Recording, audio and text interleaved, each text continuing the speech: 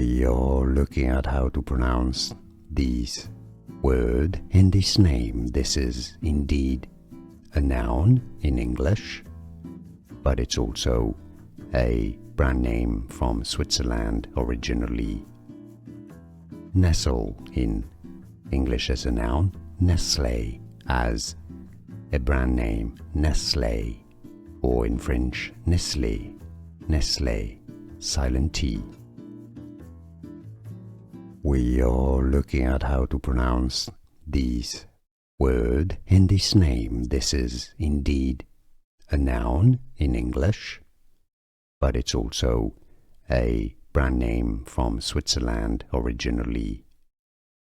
Nestle in English as a noun, Nestle as a brand name, Nestle, or in French, Nestle, Nestle, silent T. Here are more videos on how to pronounce more confusing words and names too many mispronounced. Like this video if you found it useful. I appreciate your support. I'll see you soon and thanks for watching.